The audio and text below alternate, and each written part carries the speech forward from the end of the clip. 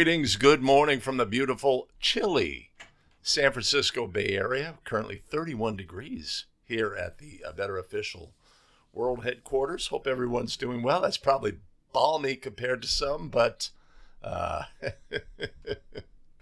it's what we have here. Awesome. I hope everybody's doing great. We are in the final stretches of the season. Had a great game last night. Me personally, let me know how your games went in the chat as we get started here with a basketball rules expert. I'm joined by my elite tech team. Yes, that tech team.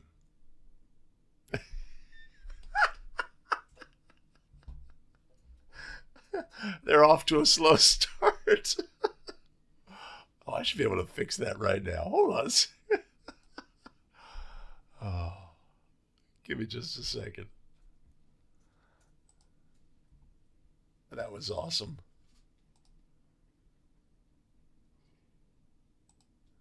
Which tech team? My elite tech team. It's go time. Gus and Oliver are here making the live stream happen. The audio, the video, the graphics, all the things, the animations. An elite tech team. I am lucky and fortunate to have them with me for each and every show. What would I do without them? Mark Asmussen is in the house. Good to see you, Mark. Michigan, 10 degrees.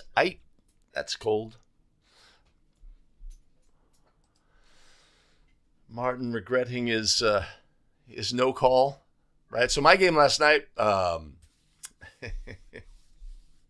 we had a league game. One team is 6-1 in league. One team is 1-6 in league. So what kind of game do we expect? But our plucky visitors, even after one, even at halftime, actually up 4 at halftime, even at the end of 3, right? Comes down to the stretch. Finally, the stronger team prevailed.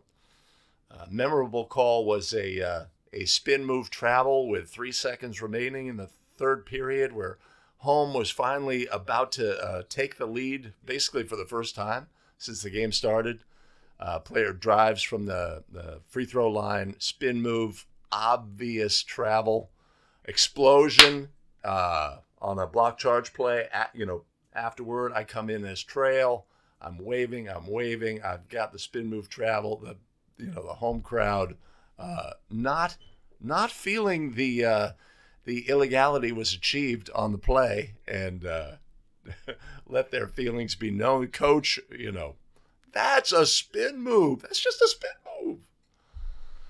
But we took care of business on that one, and then fortunately, a little bit later, our visitors made a similar move in the lane, and a whistle was put on that as well. I find that's one of the things that really is important to pregame. Maybe you have a crew that's of a like mind, but not necessarily. So how are we going to officiate spin moves tonight, which are, 99% of the time illegal by rule? So we had not had that discussion as a crew, and that was the first opportunity, but that's the way we handled that. Nothing particularly rulesy, although we did have a foul at the end of the game. Visiting team fouled at the horn. Ball went in. We did not attempt the free throw since the results of the free throw would not have affected the outcome of the game. Leitner's in the house. Stan Bickler jumping in from Pittsburgh. And Greg Becker, good to see you.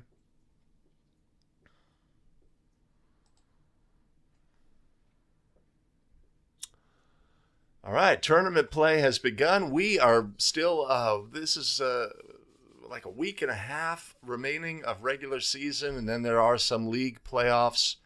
And the state playoffs will begin mid-month, 14th and 15th, I think.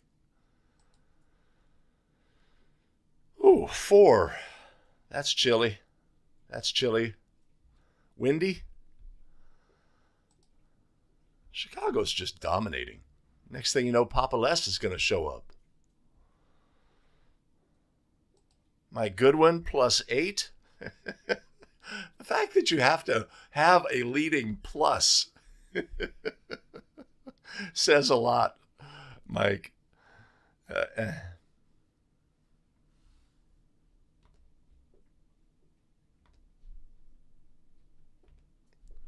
Wait a minute. Where's my sound effects?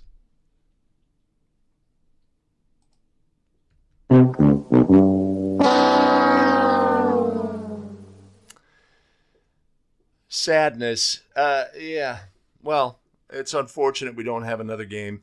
The 49ers, obviously a disappointing game overall for everybody. I mean, if you come out with a win, right, it's like we'll take it's a pass-fail situation. But I think we were all robbed, the excitement of what the game potentially offered when the 49ers lost their quarterback. That was unfortunate. We are sad. We are sad. But we are moving on. I don't know what was going on there. What do you even, how has that even come to pass? I mean, how does the head coach allow it? What are you thinking, right? But sometimes we get some players who it's just like, wow. Of course, at my advanced age, everybody of a certain age group sort of seems like they're the same age. 25-year-olds seem like 17-year-olds, and some 17-year-olds seem like they're older. Billy Mack is in the house, so we can get some old school references going. Excellent. Darwin Sonata, good to see you. Go Blue. Is that how you say it? Is that the right emphasis? Aaron Wall is in the house. Frigid New Hampshire. What kind of number do you have in New Hampshire, Patrick? Go Celtics. So, Patrick, I was a Celtics fan in my youth. We lived in the Boston area briefly, in Arlington, Massachusetts, for a couple of years, and I became a Celtics fan. I remember jumping up and down on my bed watching Chris Schenkel on ABC. We'd have JoJo White and John Havlicek. And like I say, reminiscent of the current cornet, I think his name is, on the Celtics, Hank Finkel. Hank Finkel, the stiffest of the stiff white big men in the game of basketball. So it's good to see you, Patrick. Dave Craig, 3 below in Minnesota.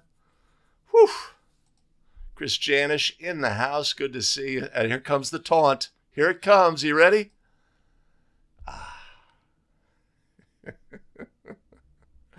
We'll be up in the 60s today here in the Bay Area, but Mike Connor's bringing it from Tampa. Oh, Tom, good to see you. Good to see you on the live stream. Excellent. Excellent. Jump right in.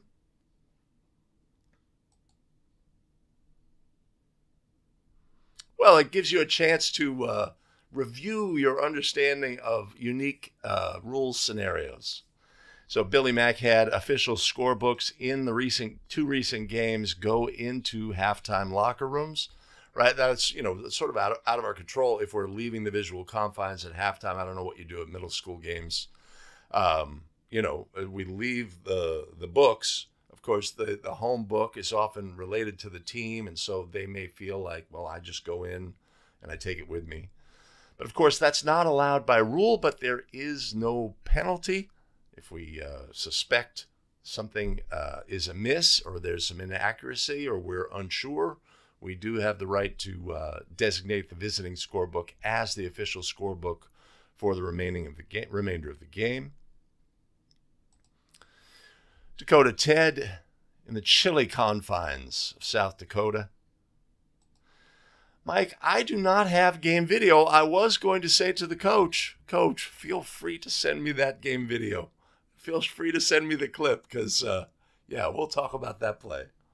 I mean, it was, it was one of the long, some of them are easier than others. This kid was super athletic. It was a great move, right? It will be a great move at the next level. I think he's going to Colorado. But when they're elongated, when they start at the free throw line and end basically at the restricted area, if you have one, or where that would be under the basket, it's more elongated. There's amplitude. It's less subtle.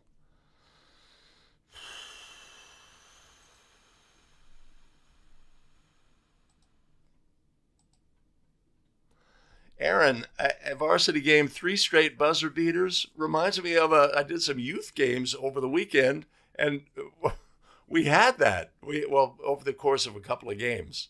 It was like that court that I was working on, the buzzer beaters were going in. And especially at the youth level, a team could be getting destroyed. I had a game that I was coaching my daughter, and we were just getting smoked by this team that was so much better, right? But one of the kids on my team hits a long-distance buzzer beater from beyond the three-point arc at the end of the game, and it's just like we just won the championship. It just changes the mood from dour to excited, right? And it's amazing to see how that can really change for a team, especially that's getting beaten. But that sounds, since there was one at the end of the game, to win it, Aaron, those games are always the best. Best way to end a game, because, right, especially if there's no question about whether the shot got off in time. It is the most natural conclusion to a game.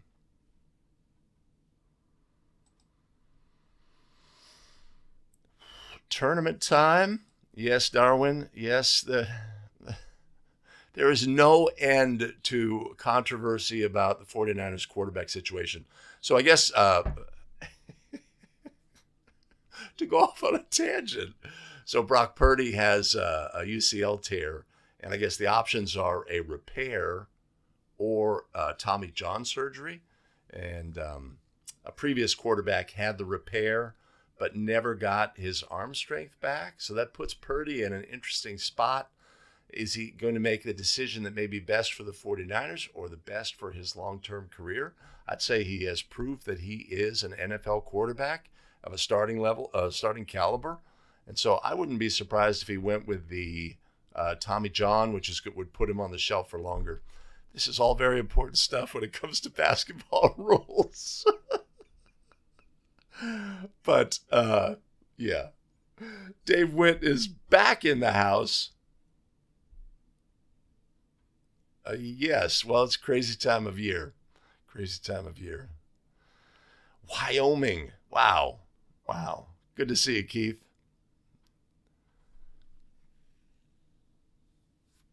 Wait, if it's 0 now, it's 32 degrees warmer than it was earlier in the week? Is that possible? How do you people do it? Zooch, the Missouri contingent is absent. You have to hold it down.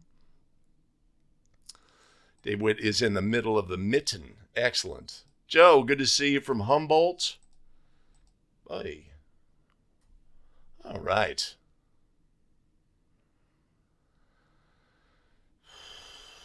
Good to see you, Scott.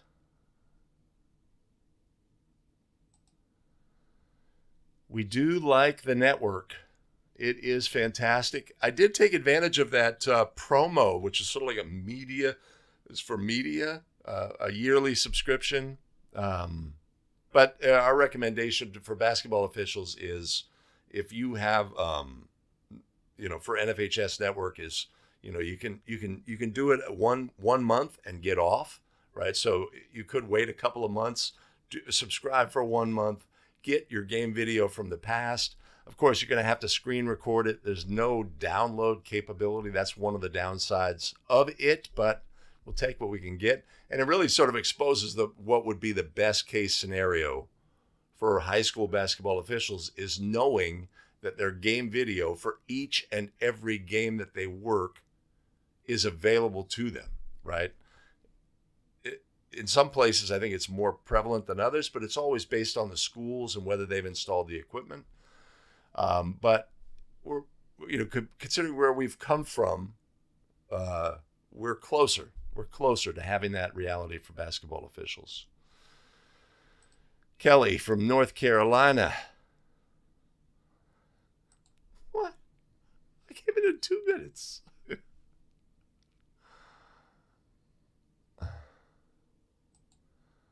Quarters drive me insane. I don't understand that. Did he? Well, maybe that's a ploy. He is 46. He is 46. Scott, if you still got a team in the fight, here's to you.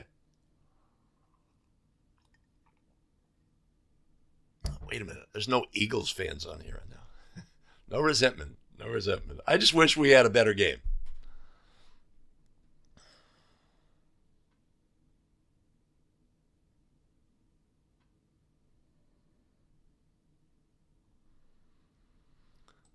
That's a shooting stat, or that's their record, Randy?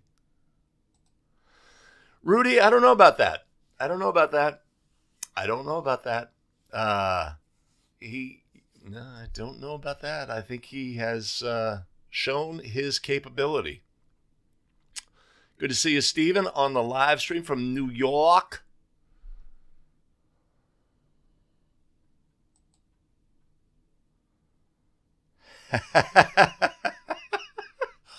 A certain percentage of the time, a hand is raised because that is the approved mechanic or signal. And of course, we fully support the use of NFHS approved signals only in your game.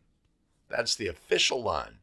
Of course, signals and mechanics are meant as a way to communicate to the stakeholders in the game, and we do want to avoid confusion.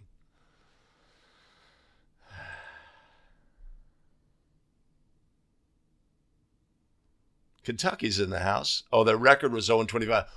Randy, one of the best games I had early on in my career as a basketball official,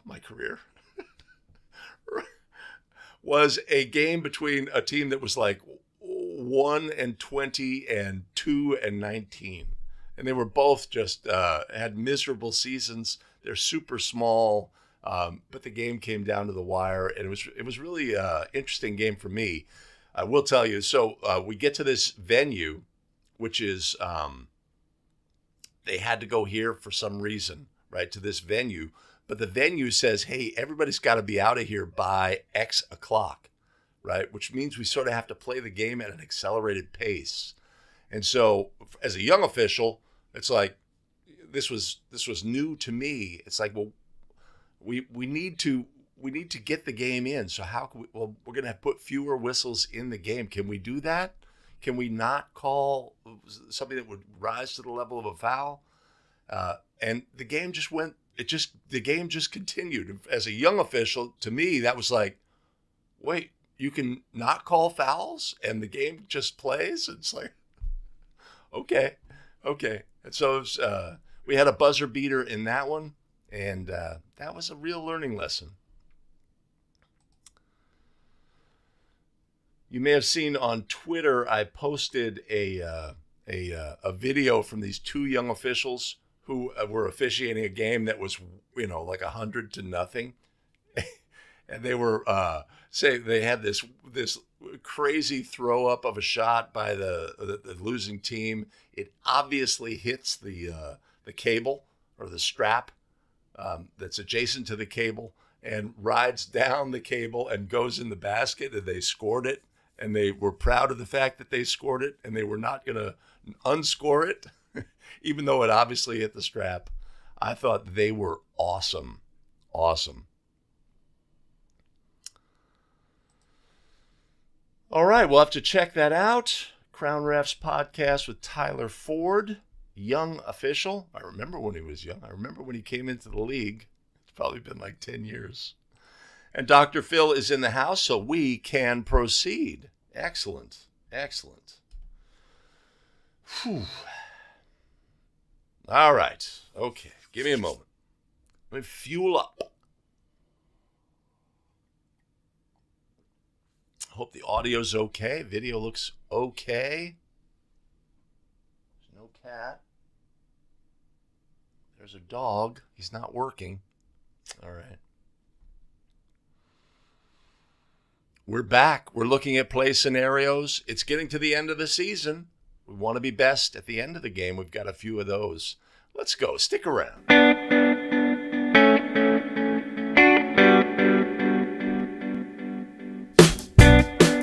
Greetings. Welcome back to the Basketball Rules Expert. We're looking at play scenarios so we can get better, refine our knowledge of the rules so we get plays correct when we take to the court.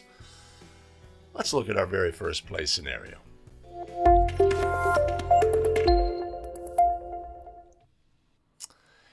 A1 is fouled by B1 during a successful try for goal. The B1 then taunts A1. Teammate A2 then taunts B1 by clapping in their face. The officials rule technical fouls on the B1 who taunted and A1 for clapping, and that the T's did not occur simultaneously. A1 attempts their free throws. Team A gets 2 technical foul free throws, and then Team B gets 2 technical foul free throws, and then the ball for a division line throw-in opposite the table. Were the officials correct? Yes or no? This is a play we had last week. It's possible that during the broadcast, we made an erroneous interpretation. Just wanted to clarify that and the correct ruling on this play scenario. So what our officials did, right, we have a player who is fouled during a successful try for goal. So they are due a merited free throw, right? The player who was guarding them taunts A1, and then a teammate comes in and taunts the taunter, essentially, right? The officials rule that technical fouls on both, but that they are not simultaneous. And so therefore we will attempt free throws for each of the penalties. In this instance, were the officials correct? Yes or no? Yes, they were. The case play in this scenario defines these 2 technical fouls as not occurring simultaneously. And that's really sort of the takeaway of the play. And in my haste, I prepared it for last week's show, just sort of glossing over the actual details of the play, right? But the reason, so when we don't make these simultaneous technical fouls as we are instructed by the case play, it affects who is ultimately going to get the ball in the scenario, as well as allowing both teams the opportunity to attempt their free throws. So in this instance, we have clarified that these are not simultaneous, but also the correct administration in this play scenario. And we like getting plays right. Sometimes on this show, for whatever reason, we don't. But we always have a chance to fix. Ay. Yeah, so nobody in the live stream last week let me know that I'd screwed that up. When I obviously had. Ay. I don't know, Mike. I don't know, because all the pressure in the game, right? Everything, we're in this situation, right? We want to get the game going again. We want to do things correctly, but we want to get the game going again. And, other levels, these 2 technical fouls occurring in the same dead ball period in NCAA women's would be considered to be offsetting. High school says no, these are not. It's a bit non-intuitive because they can happen very quick, very, very close to each other. I guess the fact that they are, B1 is taunting A1, A2 is taunting B1, right? And so it's not 2 players going face to face and doing something, A1 and B1 or B2 and A2, right? It's different events. I think that's part of the equation. But it's frustrating. And of course, is there any accountability if we say they're simultaneous? Who's gonna know? Ay, ay, ay. But of course, as we get to higher scrutiny situations, not that I'm encouraging anybody to deviate from the correct rulings on plays that I may have done in my recent fight situation.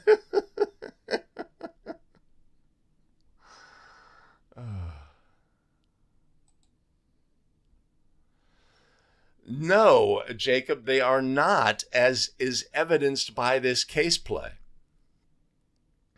That's the frustrating part. Kelly, did you handle it correctly by rule? If so, kudos. Kudos. I would agree with you, Mike. I mean, define approximately at the same time, right? Define it. Is it half a second, 1 second, 2 seconds? And of course, if we have a situation, where a player, let's say B1 taunts A1, who, let's say, all right, A1 drives to the basket, B1 fouls them, ball goes in, B1 stands over A1 and says, makes unsporting comments, right? A1 takes a moment before they're able to get to their feet. B1 moves away. A1 runs to B1 and punches them, right? A1's action is to be or B1's action rather is to be considered fighting because their action caused a response of fighting by the other player. But are those happening at approximately the same time? No. So let's just say there's inconsistencies. And the way that they handle it at the NCAA women's level is fouls of equal gravity, same live ball period, dead ball period, leads to simplicity and a way to simply sort stuff out, something that we would encourage National Federation to consider.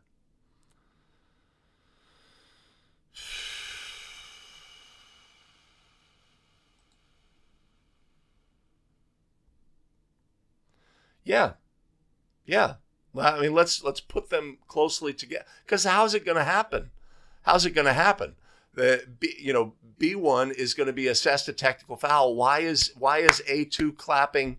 Because B1 was assessed a technical foul. It's going to happen in approximately, in a very short time frame. Excellent. Kudos to you, Kelly. Awesome. I think, Greg, that's the key component. It's on different players that are not related. It's not the same action.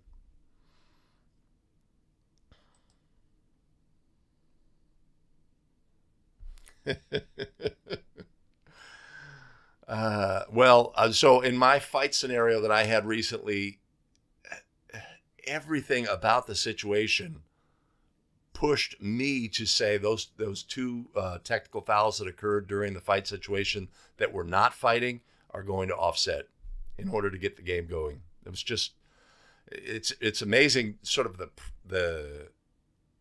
was obviously a scenario where there's a lot of chaos involved. Okay, all right.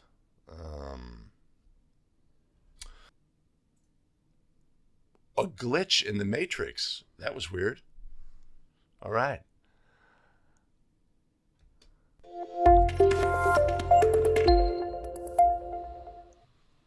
With only a few seconds left on the clock, A1 attempts to try from the backcourt, which lands far short. The ball bounces near the free throw line and up towards the basket. The horn sounds, and then the ball goes through the basket. The officials score the goal, but rule it only a 2-point goal. Were the officials correct in this instance? Yes or no? Right? Relatively simple scenario. Last second try.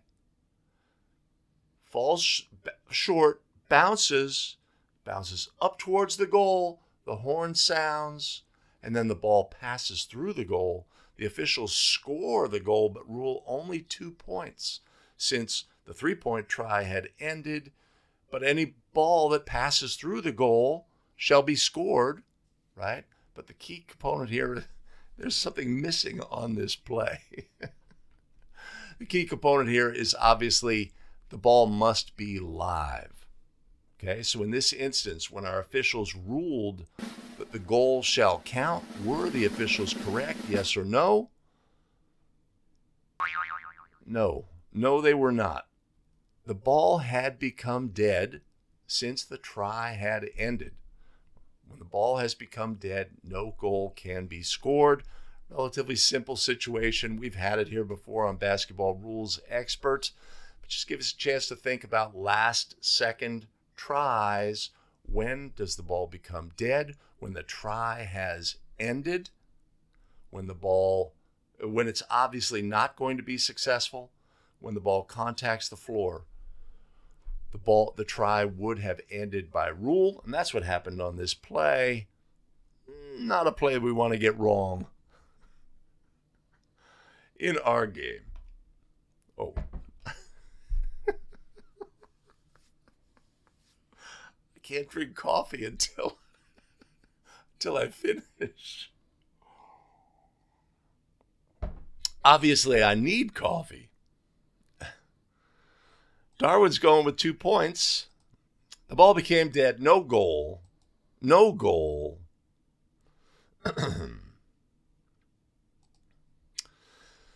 I agree. Or when it contacts the floor, although I don't know how a shot can contact the floor without first obviously not having a chance to go in. But it's a way to simplify, I guess.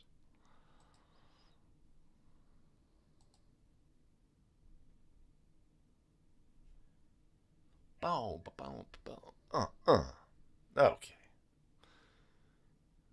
Let me do one thing here.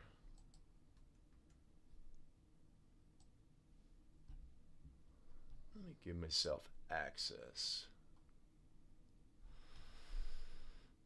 Go there.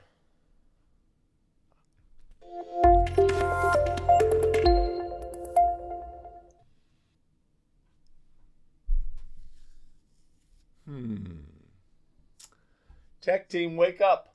Wake up. Interesting. Okay. All right. Okay.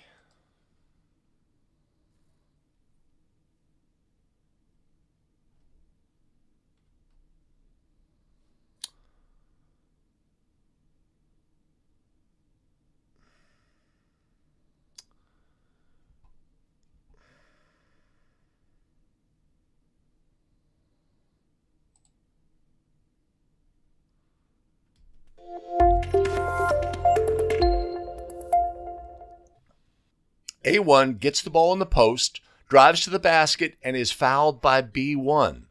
The ball goes in. A1 then taunts B1 and is assessed a technical foul.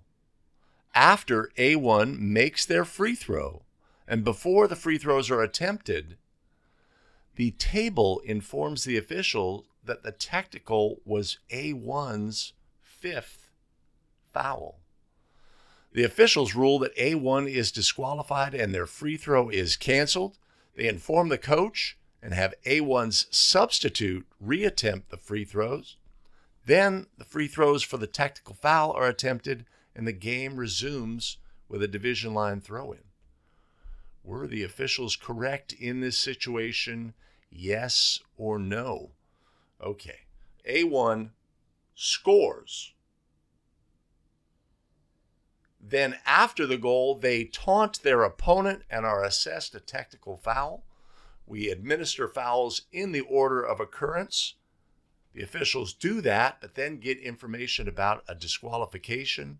They rule that the initial free throw by the player who had 5 fouls shall not count in this instance. Where the officials made that ruling, were the officials correct, yes or no? No, they were not. In this situation, when a player has something that happens that disqualifies them, either foul, 5 fouls, 2 technical fouls, a flagrant technical foul, a flagrant foul, etc., and they are allowed to continue in the game, all activity that occurs, all points scored, additional fouls accrued, etc., all count. We are, by rule, given that instruction that we're not going to go back in time and take points off the board if that player scored points. That can lead to confusion, but in this instance, the correct ruling on the play would have been to score the free throw that was attempted by a player who should have been disqualified, and then replace that player once we are notified that that player should have been disqualified. When does a player become disqualified? Of course, when we say to the coach, "Coach, that player is disqualified by rule. In this instance, 5 fouls. They are disqualified. I need a substitute." That is the point where the player becomes disqualified. So in this instance where officials took points off the board, shot a replacement free throw that was merited, were the officials correct? No, not in this instance, right? Not something that happens every day. When it does, we just need to know we're never going to go back in time. In a situation where a player should have been disqualified, the game can go on for several minutes, right? Before it's determined that actually that player should have been disqualified. Everything that's occurred, points, fouls, all the things still count. That is our instruction by rule. Show supporter Chuck Radliff is in the house. Good to see you, Chuck.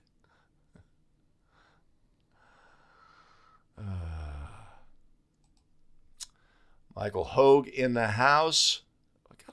So much negativity here in the chat. No.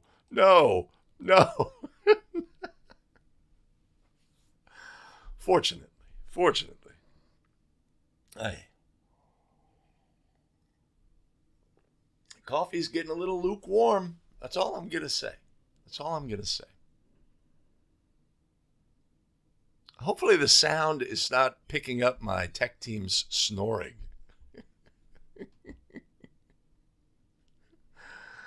This is not a correctable error situation.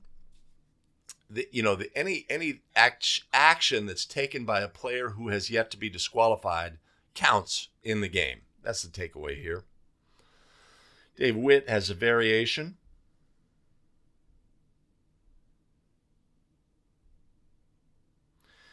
All right, Dave. So just before a free throw is attempted, the table sounds the horn as they didn't get the number reported.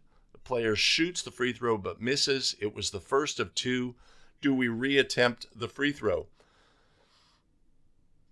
Oh. Would we have any guidance by rule in this situation, right? A distracting event has occurred, in the gymnasium, right? Let's say a fire alarm goes off, right? It's similar. The player's about to attempt their free throws, or the lights dim for a moment just as they're attempting their free throw, and the free throw misses. Would we have a reattempt in that situation? What if the free throw is successful? Are we going to reattempt in that situation? I don't know that we have any guidance by rule, right? Obviously, if there's distraction or disconcertion from an opponent, we allow a replacement free throw. Common sense would seem to prevail right? So we had a situation in one of my youth games where we have a free thrower who is about to attempt their free throw. A teammate or an opponent waiting to come into the game kind of a knucklehead in our game. He's over there slapping the floor. Our thrower turns to see what the sound is and then attempts their free throw and they miss, right? And we rule disconcertion in that situation. Opponent of the thrower disconcerted. What led us to disconcertion? These are little kids. They're probably not going to make their free throws anyway. The fact that he looked, right? So we could sort of say in this situation, was the player affected? And I would certainly lean towards the fact that they were. But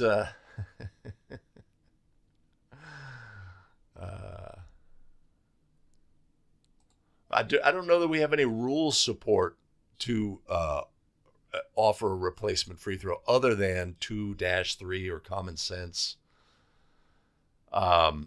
We could also, of course, once the horn sounds, blow a whistle and blow the play dead. To prevent that, I'd be interested to hear other opinions on that. Michael Hogue, shooter hits a three, but while the ball is in the air, a teammate of the shooter is fouled and the ball goes through the net. And the team is in the bonus. Is it just one? Come on, don't do that. Don't do that. We're not in the NBA. I think in the NBA that is the correct adjudication. Obviously, not at the high school level. A try is in flight. There is no team control. Two players for a rebound. Both teams are in the bonus. One fouls the other. Other fouls this one. Either one, we will penalize the foul and award merited bonus free throws in that situation. When does a disqualified player become bench personnel? When the coach is instructed that the player is disqualified. Almost always that is, coach, that player has 5, right? Or if we had a flagrant due to a fight situation, coach, 21 white 1 is disqualified by rule for fighting. Once the coach is given that instruction, that player is disqualified, and not until.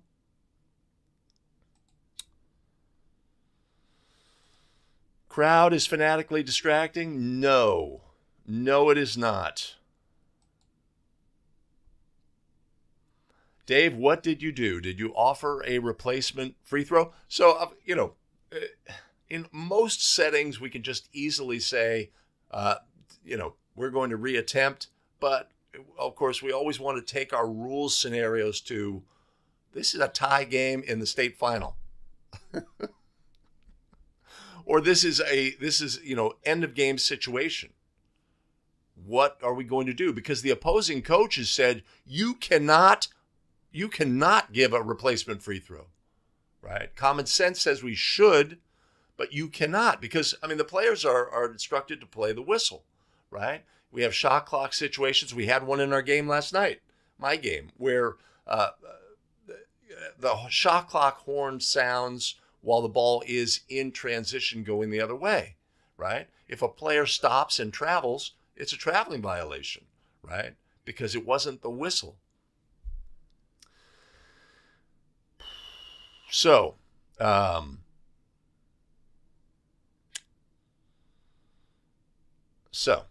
right. So if you have a coach that says there is no way, you have no rule support to offer a replacement throw, right?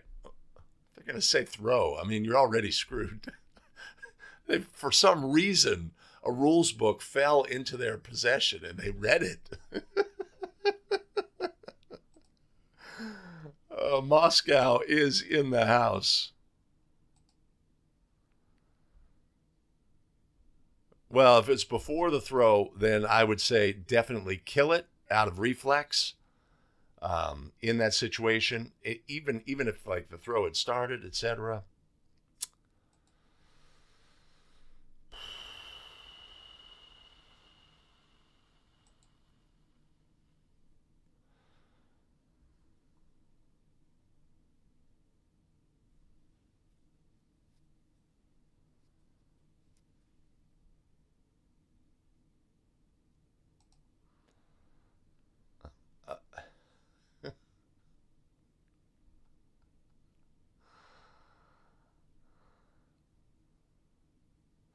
Okay, I think I'm a little out of sequence.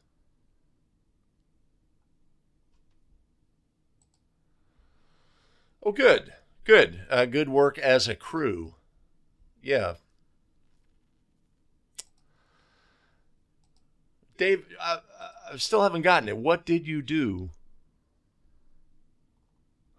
Let's see. Oh, I could filter by user. Ooh. Okay, so I could see just Dave Witt's comments. Wait, Tom Brady. That's interesting. Horn sounded just before the shot. Ball was administered, and you allowed a substitute throw. Was there any? The game was close. I would lean towards doing the same thing, and then use my skills, my bluffing skills, to say no, coach, by rule.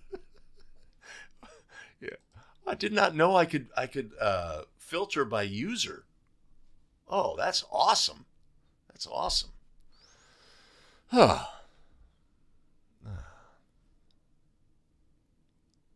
Okay. What was the last question? Hold on a second.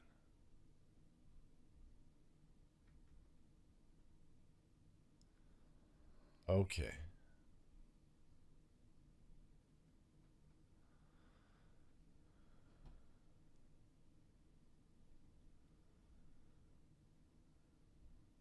Okay. I think I'm good.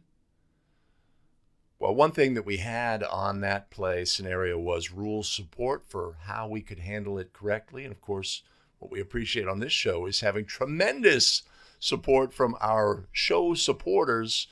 If we see who is up on the big board today, David Kaiser, Randy Wilson, Jeff Pappas, Chuck Ratliff, and Walter Layton.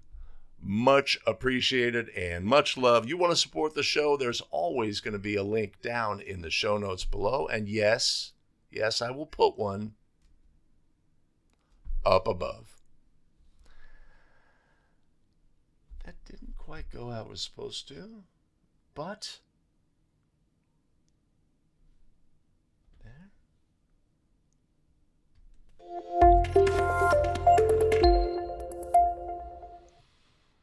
Near the expiration of time, A1 attempts a try for goal. Just prior to the horn, B1 contacts A1 on the arm, immediately followed by the horn sounding. Airborne A1 releases a try, which is unsuccessful. The officials rule that the A1 will be awarded 2 free throws with the lane cleared and no time on the clock. Were the officials correct? Yes or no? Right? So we have a foul so near the expiration of time that the clock shows zeros. The officials rule that A1 will be awarded 2 free throws with the lane cleared and no time on the clock. Is this the correct ruling in this situation? When the officials ruled that, were they correct?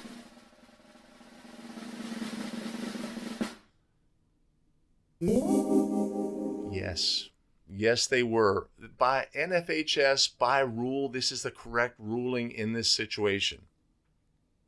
Many officials are inclined, because I know for a fact that the foul occurred before the horn.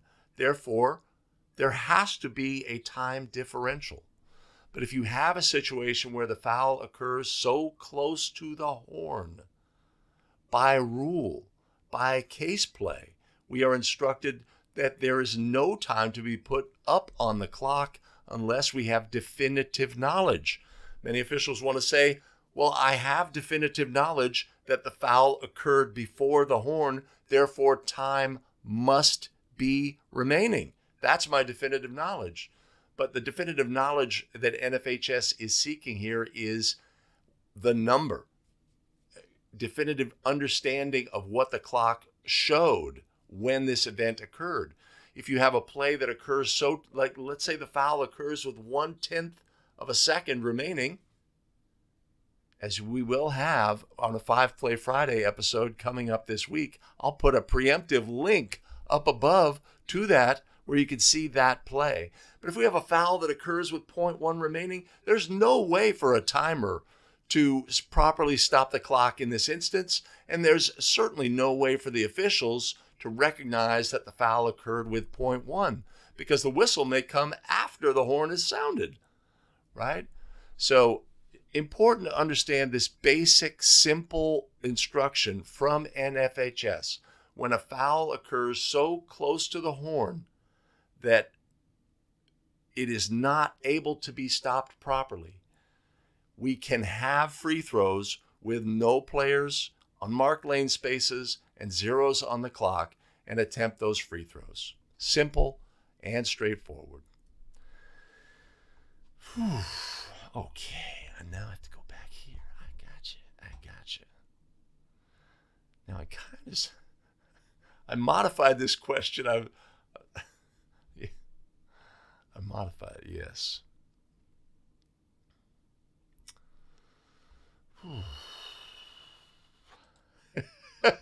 Excellent, Dave. Excellent. We have to have tools in our toolbox.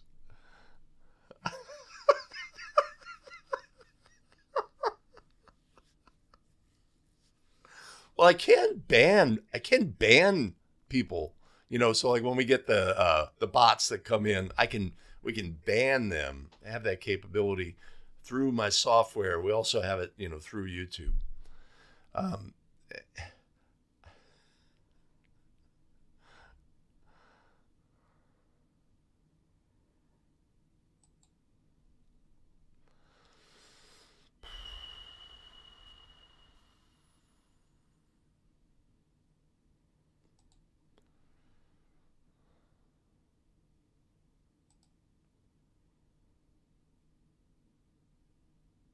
Did I?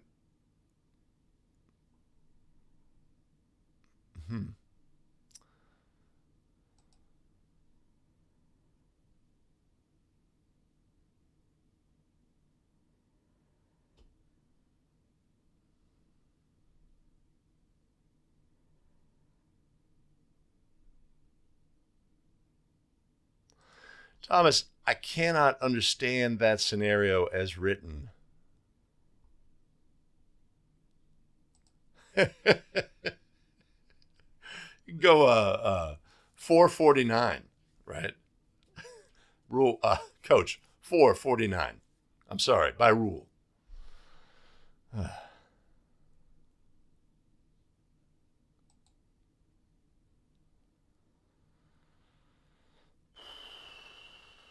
Yes, so that was my situation last night, Randy, where a foul occurred so close to the horn, losing player, that we did not attempt their merited free throw. The goal was good, and we did not attempt their merited free throw, even though previously in the game we'd had a situation. I ruled a foul. I said to my partner, "Do you have a number?" And he said 0.4. I wasn't going to argue it at that point, even though I don't think there was 0.4. So there's different ways to handle it. But understanding that one of the ways we can handle it by rule is without players in marked lane spaces.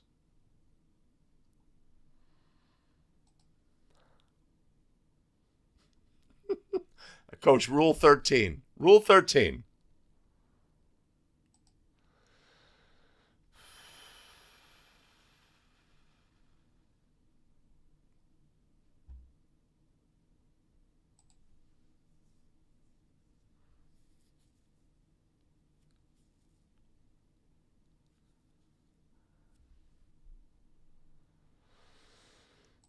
Agree.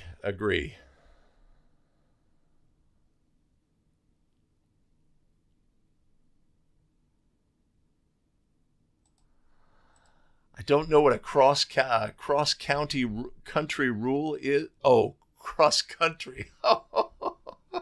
Like runners. Okay. Well, Billy, you should have challenged them at that point.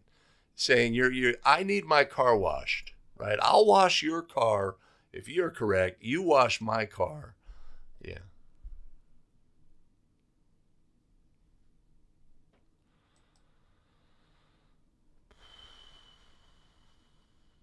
No, it has not been a discussion at all, David.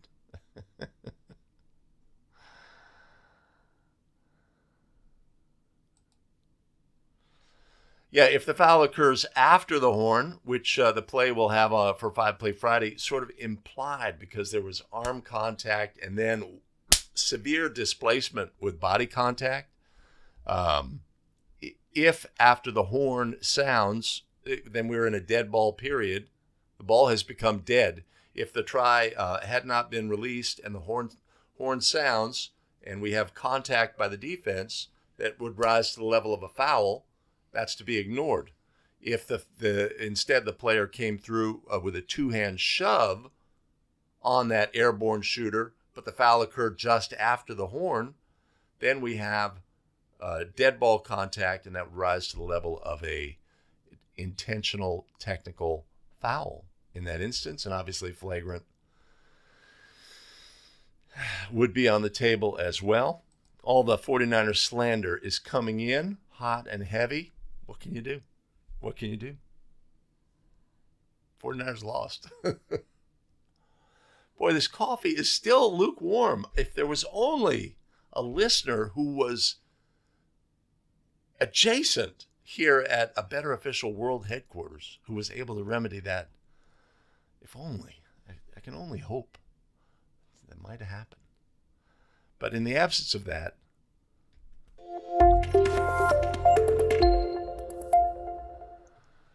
after a made basket by Team B, Team A is granted a timeout. On the ensuing throw-in, all 5 Team A players are lined up off the court behind Team B's end line when the official wants to administer the throw-in.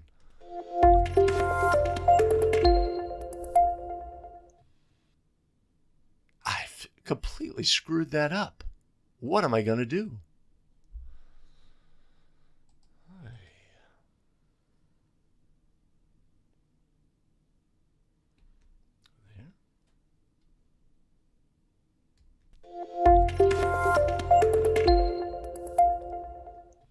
After a made basket by Team B, Team A is granted a timeout. On the ensuing throw-in, all 5 Team A players are lined up off the court behind Team B's end line when the official wants to administer the throw-in. The officials allow this configuration and rule it to be legal. Were the officials correct? Yes or no? Wow, right? Scored goal, timeout. Team comes out, they've got to play. Coach drew up a play, right? They've got it. They're all 5 players are off of the end line, right? The official's like, where do I stand to administer the throw-in? We're going to throw in here by the free throw lane line extended. I got 2 players outside of me. Where do I stand? Is this legal, right? The officials rule this to be legal. In this instance, were the officials correct? Yes or no?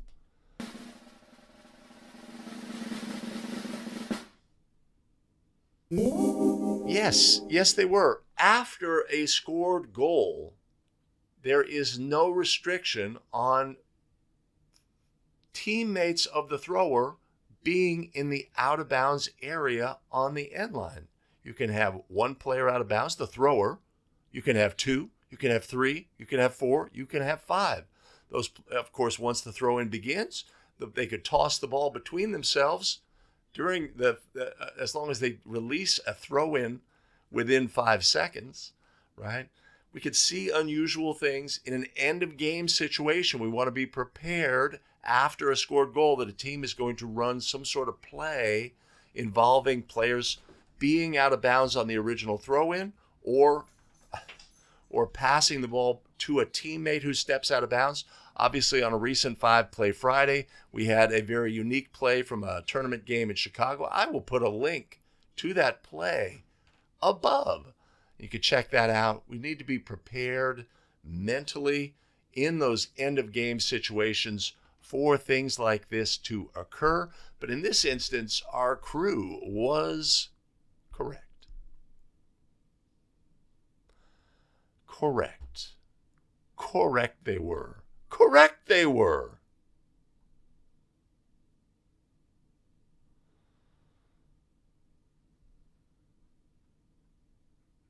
So in the previous scenario, why would we shoot those free throws if they would not affect the outcome of the game? If flagrant, we would not, as Mike says, affect the outcome, but we would report the foul and ensure probably in a game report, whatever your state requires, that the notation that a flagrant foul had occurred.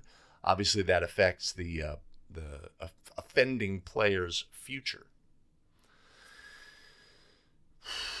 Legal.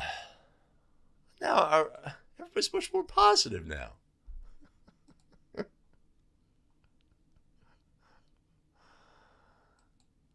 I don't know what that refers to, Mike.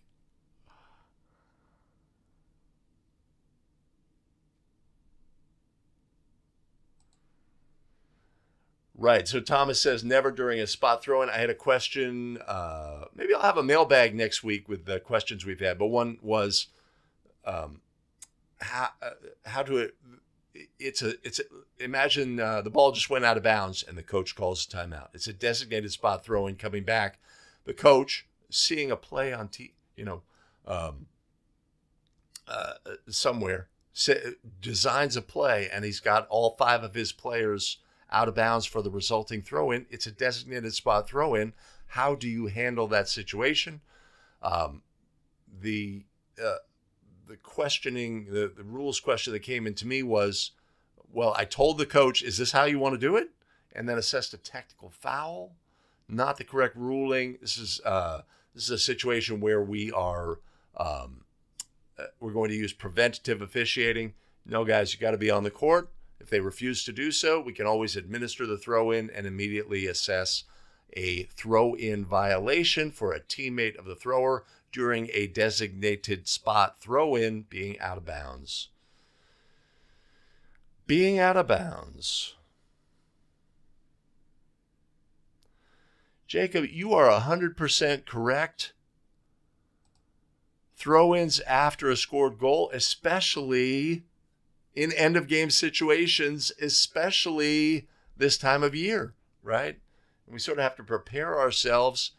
When the game is compressed, there's so many variables, timeout requests, players doing things frantically in desperation, confusion, as well as all the other stuff that can occur during a throw-in.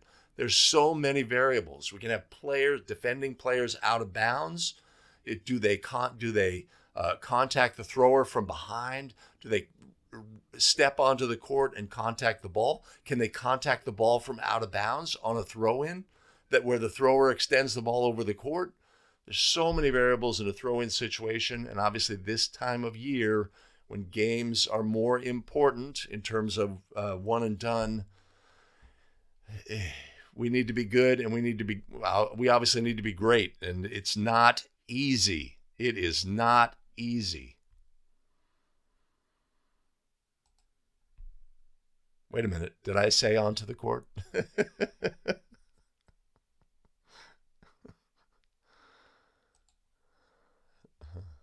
All right. Cool. All right. We are progressing. I like it. I like it.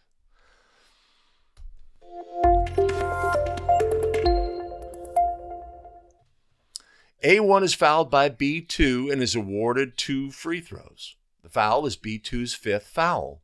The new trail official reports the foul and informs the coach of the disqualification. Before a substitution is made, the lead official incorrectly permits A1 to attempt the first free throw. The officials disallow the goal and re-administer the free throw after the disqualified player is replaced. Were the officials correct, yes or no, in this situation? This sounds very familiar, like I just had this question on a recent episode, right? This is a situation where we're potentially confused in a moment. right? We have the lead official not recognizing that the trail official is handling a disqualification. We've had a breakdown in communication. We administer a free throw before the disqualification process has occurred. Confusion can reign. In this instance, the officials disallowed the first free throw, administered the substitution process, and then re-administered the free throw. Were our officials in this instance correct? Yes or no? No. This is not the correct administration. The important takeaway here is that the team was awarded a merited free throw. They were allowed to attempt their merited free throw. That free throw was successful. That free throw shall stand. If we had failed to award or a merited free throw, that would be something different. This can help us in other situations as well. Let's say in our previous play scenario where we had a merited free throw for the foul, play number one, and then technical fouls shot down here, technical fouls shot down here.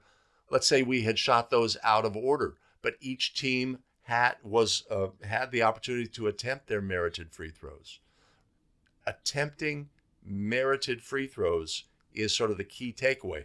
If a team is allowed to attempt their merited free throws, or then the results shall stand. So that's our takeaway.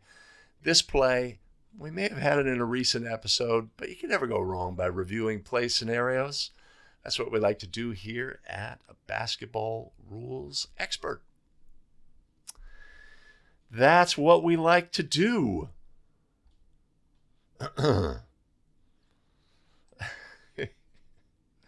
Now you're getting it, Greg.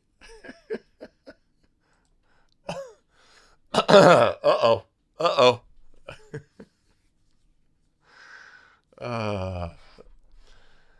You re-administered because the free throw was attempted. So the other variable, of course, on the play is if the merited free throw was. Now we're getting back to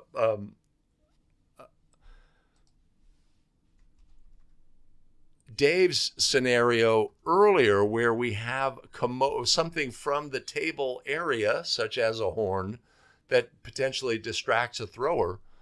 If we have a situation where our DQ process is distracting to the thrower, right? The thrower is getting ready to shoot, right? And I'm the trail, and I say, hey, number 5 has 5 to my partner, right as the thrower is distracted by my comment, and then they miss, then we have something a little bit different.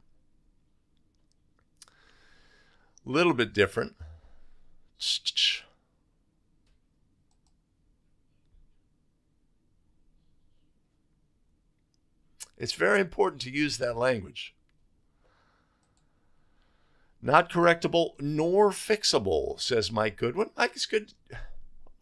We have not had a case play reference in the chat.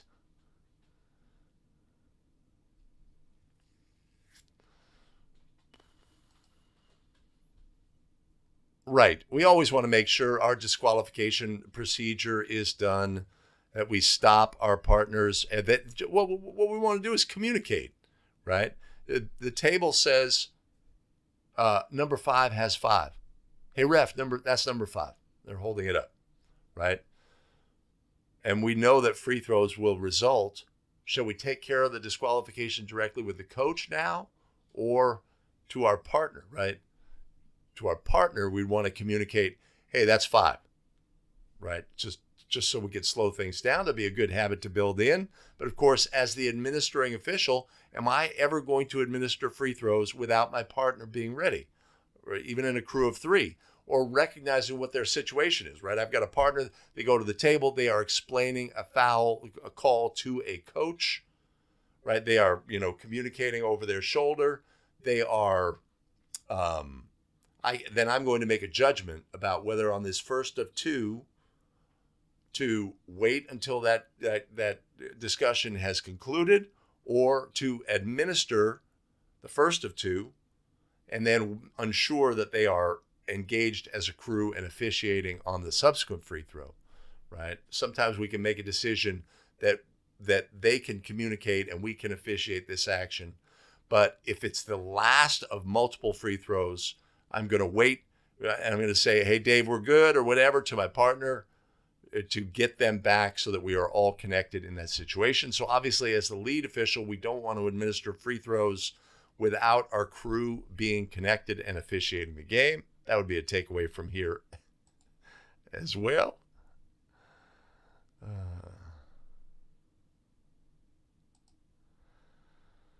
We are rarely taking points off the board. We would take points off the board for an unmerited free throw. There's a unique, Mike Connors had the play scenario on a 5-Play Friday. The offending team throws the ball after a scored goal for the opponent, throws the ball into a teammate. No, after a scored goal by Team A, a player from Team A steps out of bounds, throws it to another teammate who comes in and dunks the ball. In this situation, we have instruction that we're going to cancel that goal, even if the technical foul is assessed after the fact. But that's a pretty unique situation.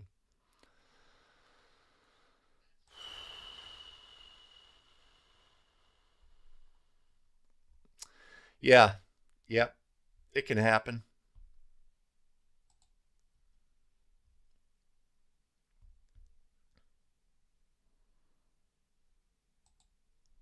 Okay, all right. So Lance, you canceled the a made free throw in that situation.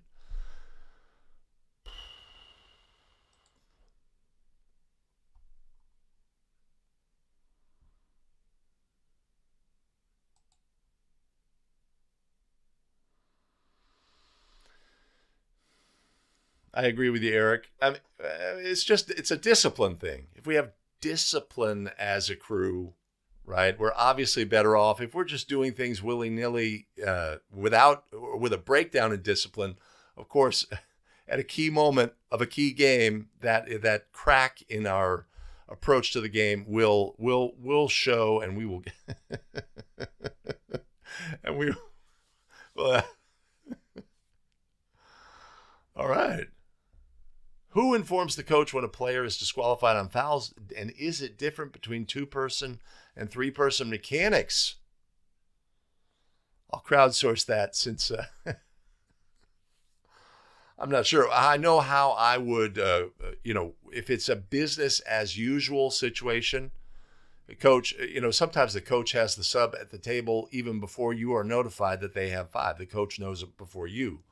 If it's if there's no energy related to the situation, an upset coach about the foul, I say calling official, handle the disqualification. If not, partner, hey, I'll take the throw in. That player has 5. You can handle the DQ.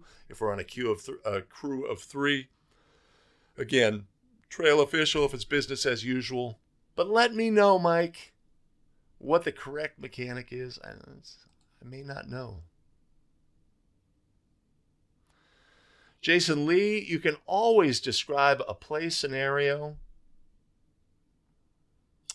and it's always the good ones. The good ones. Like, I wish I had game video. There's some great plays I've had over the last few weeks.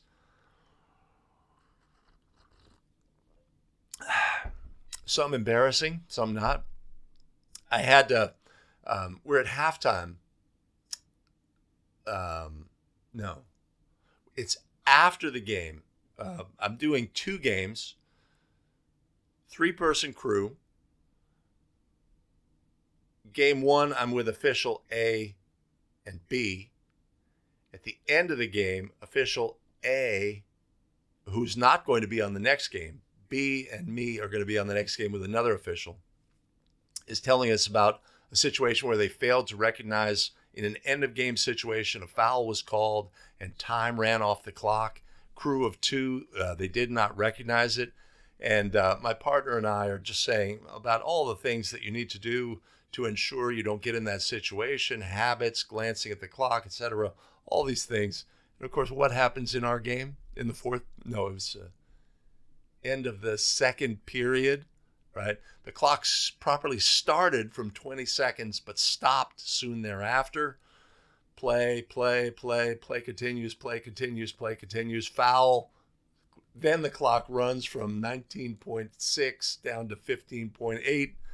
And it's like, yeah. There, but after giving our other partner many tips and tricks about how to avoid clock situations, we had one ourselves. I would say mine was tougher, but of course I'm going to say that. So Jason, feel free to lay out any sort of play scenario.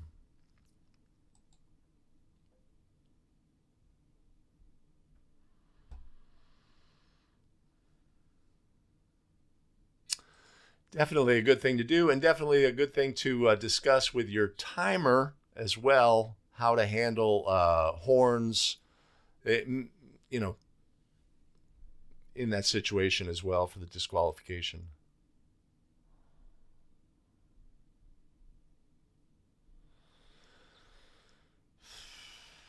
Excellent.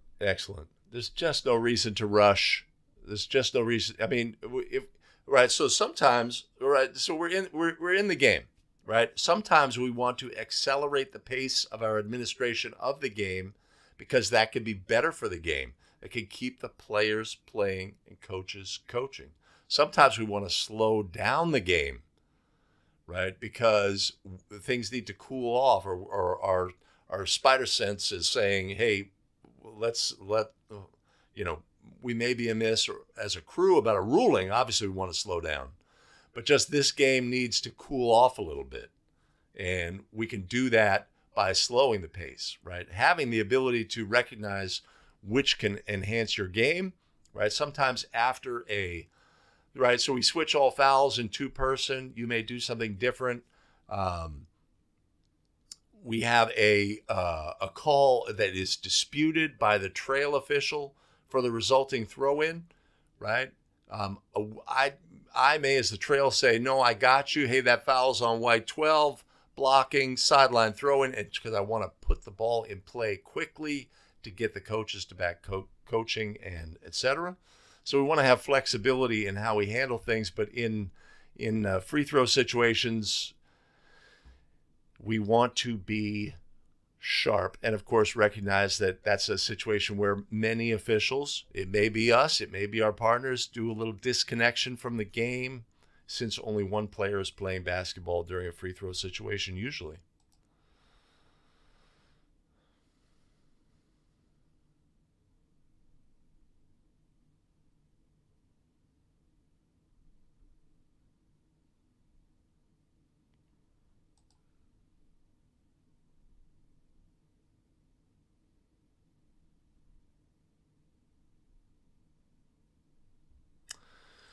Okay, JT's got a scenario. In a two-person game, R administers the throw-in after a dead ball in the backcourt. The ball is brought to the front court. A foul occurs on a successful try. After the foul, the R blows his whistle and signals no goal. R says that the clock wasn't running for the play and that they will redo the play from the throw-in. U1 tells the R that the basket should count and to resume with a free throw. So we have a timing error. We have the game continues while the clock is not running. We have a foul on a successful try. And after the whistle, an official says, no, wait a minute, no goal. We're going to go back in time and fix that timing error. That would be incorrect. Why would it be incorrect?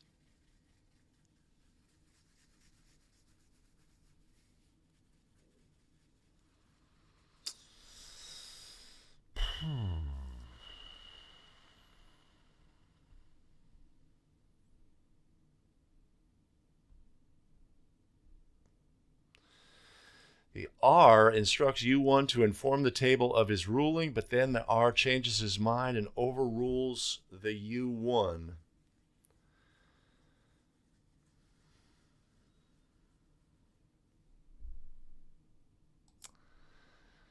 JT, yeah, the team with the cancel basket goes on to lose the game by a point, and of course JT was the U1. Right? So I don't know what our rules reference would be, right? So if we take the scenario to absurdity, ball's inbounded, one team scores, we go down the other end, the other team scores, the ball, is thrown in, and then we realize, oh, wait a minute, the clock didn't start from way back there. Are we going to take points off the board? No, we are not. If we have a situation where the throw-in is untouched, then we can go back in time, right? So let's say we have two situations. One is the throw-in occurs and the thrower releases the throw, and they're rolling the ball up the court because they want to conserve time. The trail official is ready to chop the clock, and they see that the clock starts. They kill the play. They put the correct number on the clock. They go back to the throw-in spot and re-administer the throw-in because the throw-in had not ended. Same situation. The ball's rolled ahead. The player picks up the ball, dribble, clock has failed to start.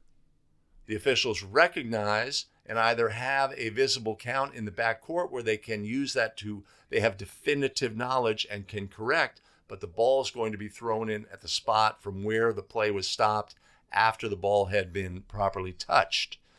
So, two different situations. In JT's situation, the goal should have been scored. The foul should have been ruled. The crew should use any definitive knowledge they have to correct the clock. Obviously, if there was a throw-in from the back court, there would have been a back court. If there was any closely guarded count in the front court, we can use that information as minimal as it may be. Let's say the ball came in with 20 seconds. The ball was in the backcourt for 2 seconds, thrown ahead to the front, closely guarded for 2 seconds. Player steps to the side, shoots, etc. We could take those 4 seconds off the count.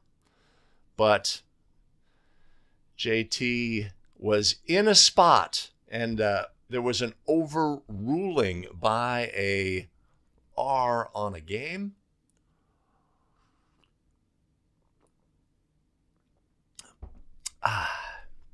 The coffee is hot again. It's a Christmas miracle. David, absolutely correct. I'm going to be doing more shot clock stuff. Your pregame with your table, how to have it run, etc. Sometimes shot clock horns. I guess the exciting thing for me is that if you are new to shot clocks, you're going to have new equipment, and it's going to be excellent. Hopefully, you have equipment that's installed that has recall, right? Which can be a very valuable tool. Most of the high school shot clock installations here in California, since we've had it for decades, are not newer and don't have that feature. But you want to be able to discern, and you want to, like last night we had a throw in with 38 seconds to go, boys high school, the 35-second shot clock here in California. Want to recognize that we may have 2 horns so that we avoid that situation from that California playoff game. That one where the officials thought the shot clock horn was the end of game horn, and ay.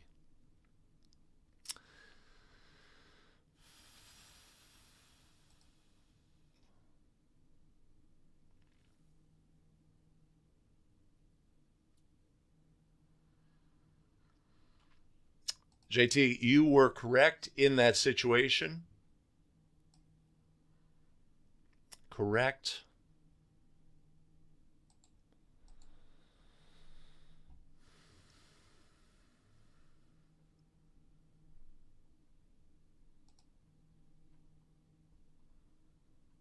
Excellent. Yeah, definitive knowledge. That's the definition of definitive knowledge. Other than, right, so that's one, right? The ball came in at 20, backcourt count reaches 5, the ball's in the front court, one official recognizes the clock did not properly start, the ball's in the front court. Hey, partner, did you have a count? Yeah, it was 5. Hey, reset the clock to 15 and administer a throw-in, right? That's definitive knowledge. Another is, there's 3.2 seconds left on the clock. We have an end line throw in. The throw in pass is released. The clock improperly starts. The officials recognize the start, blow the play dead before the ball is caught in the backcourt. Let's say it was a long pass, and then put 3.2 on the clock because the throw in had not ended. Be another example. I'm sure there are others as well. I think we had a case play recently where there's definitive knowledge related to a throw-in count where the clock's like there was 5 seconds for the throw-in, a late game scenario. Official has a count. The clock starts. The ball is thrown in. It's recognized with like a second left, and I guess I should look. Before I start talking, I should look the play up. Okay, awesome. Let's see, where are we? Okay, we're in the home stretch.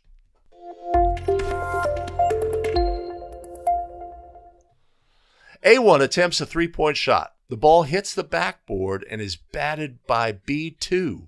While still in A's front court, A3 touches the ball with both hands, but muffs the ball, which bounces into A's backcourt. A3 grabs the ball in the backcourt. The officials rule this to be a legal play. Were the officials correct? Yes or no? All right, A1 attempts a three-point shot. The ball caroms off of the backboard. Aren't I supposed to be able to... Why did that happen? Hold on.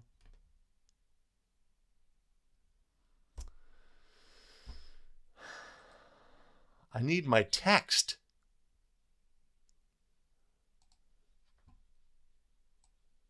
Hold on. Tech team in action. Interesting.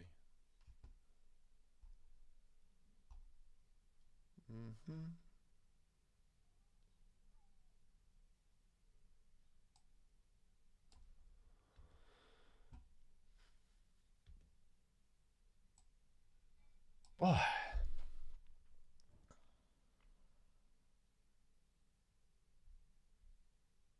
All right, A1 attempts to try for goal. It's a three-point try. It caroms off of the backboard. Defender contacts the ball and bats it towards the backcourt. Teammate of the original player who attempted the shot in the front court said, I got it. But no, they can't control it. It goes into the backcourt. And the officials do not rule a backcourt violation in this instance. Were the officials correct? Yes or no? Right? What do we need to know in this situation? Team control, right? We're going to have a backcourt violation if we have team control on the court. Last to touch in the front court, first to touch in the backcourt. We clearly have Team A being the last to touch in the front court, the player who muffed the ball. We clearly have A3 being the first to touch in the backcourt, right? But something else is missing. So in this instance, when the officials ruled this, wait a minute.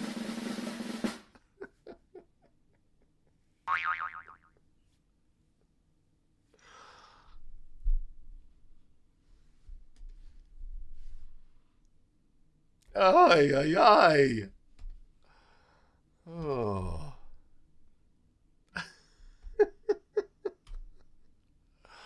Tech team to the rescue.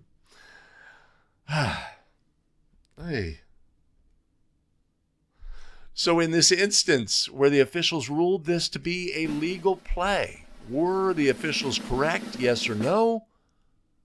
Yes, they were. What's missing on this play? There is no longer team control, right? When the player released a try for goal, there is no longer team control. The only way to have a backcourt violation in this instance is if Team A established team control and had team control of the ball head front court status. In order to do that, we're going to have player control. And we have a situation where the defense bats the ball. The player does not have player control, contacts the ball, goes into the backcourt. Relatively straightforward play, one that we'd want to get right each and every time. Ay, ay, ay. Ay, ay, ay. Relinquished control, Jared. Intentionally relinquished control. Our crew is killing it. Killing it.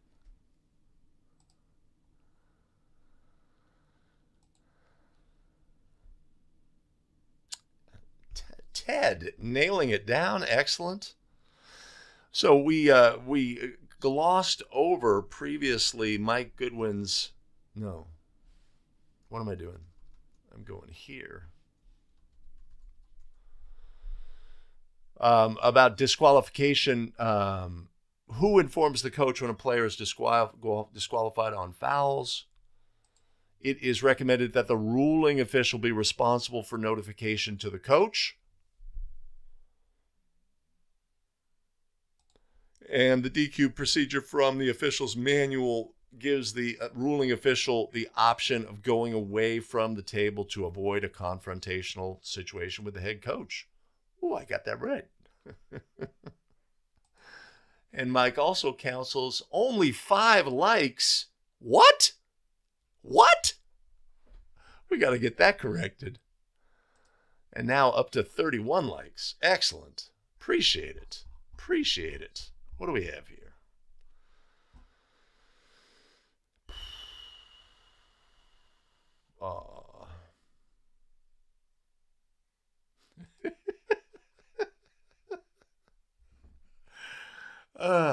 My crew is not always correct.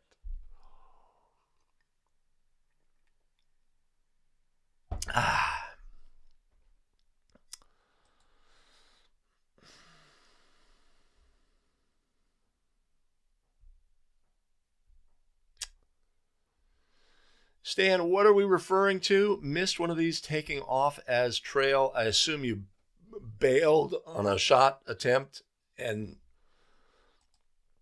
got the backcourt play wrong, or I don't know.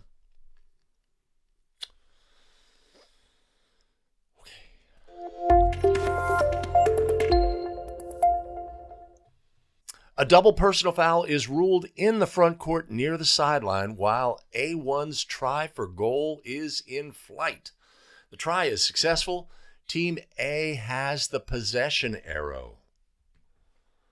The officials score the goal and report the double foul and award Team A an alternating possession throw-in nearest the spot of the foul. Were the officials correct in this instance? Yes or no? Double personal foul is ruled in the front court near the sideline while A1's try for goal is in flight. The ball goes in the basket. The goal is scored. The officials assess the double foul and award an alternating possession throw-in nearest the spot of the foul. Obviously, there was no team control during a try, and so the officials go to the possession arrow for the resulting throw-in at a spot nearest the double foul.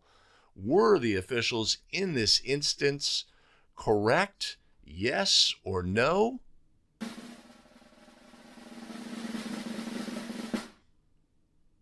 No. When there is a double foul ruled, we would go to the point of interruption. Double foul, double technical, double foul. We go to the point of interruption. What was the point of interruption? Did the double foul cause the ball to become dead? Should we score the goal? Of course. A double foul does not cause the ball to become dead. The goal has been scored. What's the result of a goal being scored? An end line throw in to the opponent. That's not a designated spot throw in. That is our point of interruption in this instance. So when our officials ruled a alternating possession throw in and also near the spot of the foul, we would not administer near the spot of a double foul. It's always point of interruption. So our crew got that one wrong. Got that one wrong. Got that one wrong. Pooh.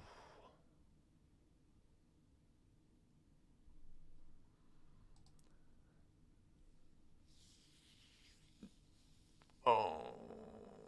So did your crew correct in that instance, Stan? Or did did you go with the incorrect call? Uh-oh. Wait a minute.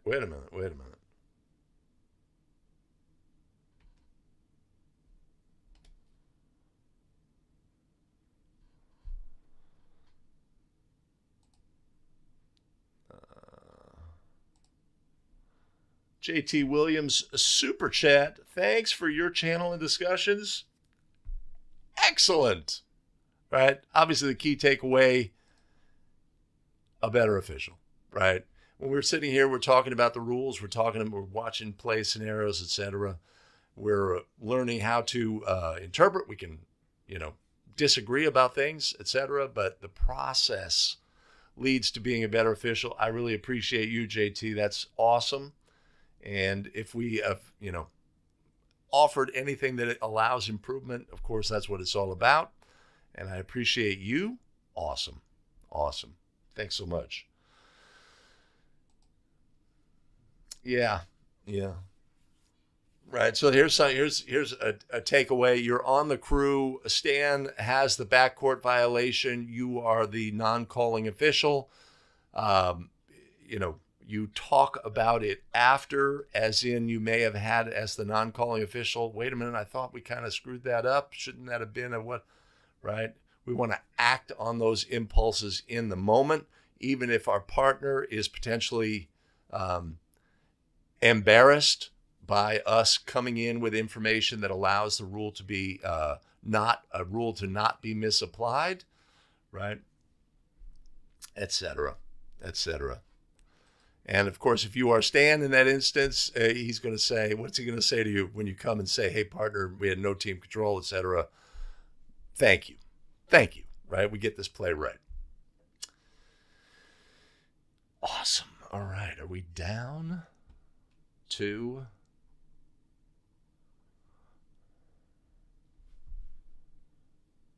Okay. We're running low on play scenarios. Here's our penultimate play scenario.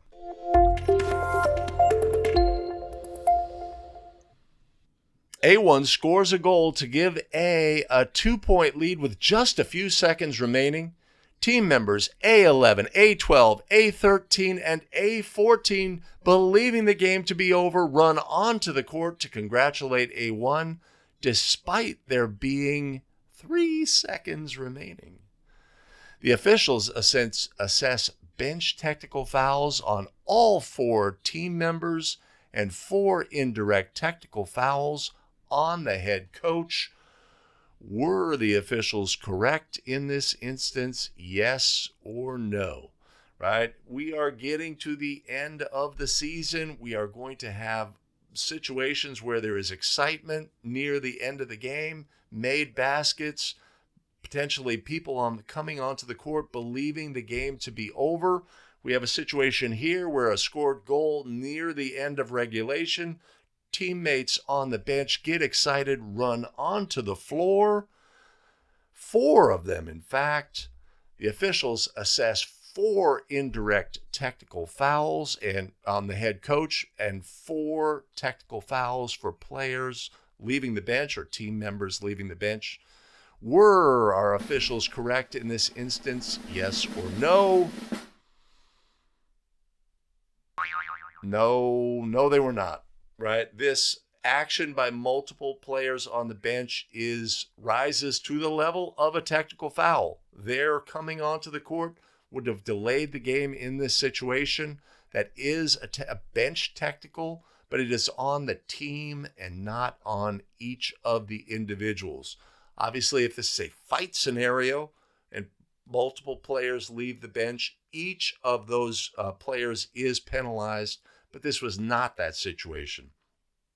So if we have an action by multiple bench personnel that rises to the level of a technical foul, it is to be considered one bench technical foul. It goes on the team, not on the individuals. It is an indirect on the head coach, and that would be the correct ruling on that play.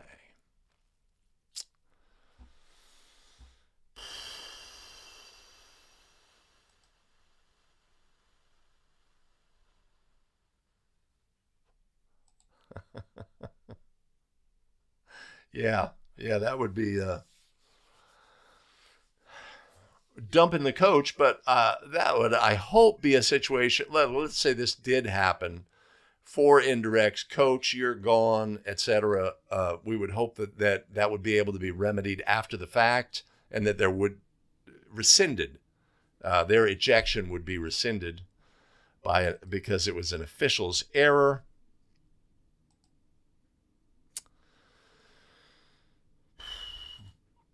Oh, hard to tell what that's referring to.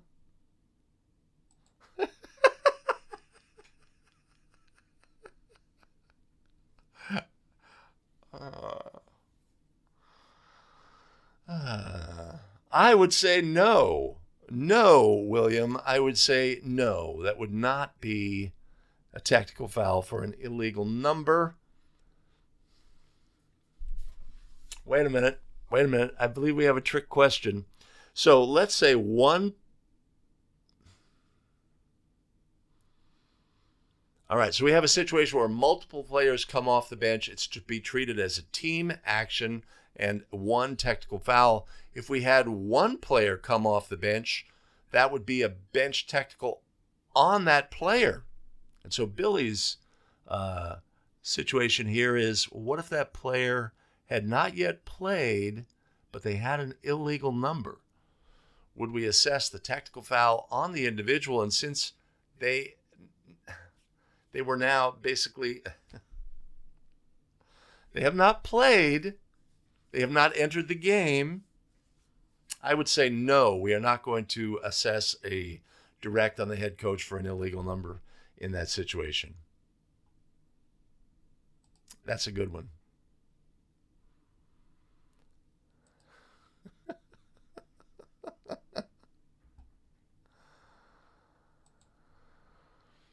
Jeff says, whistle, dead ball, horn, 3... by horn, you mean the expiration of time? Jeff, I'm going to go under that assumption.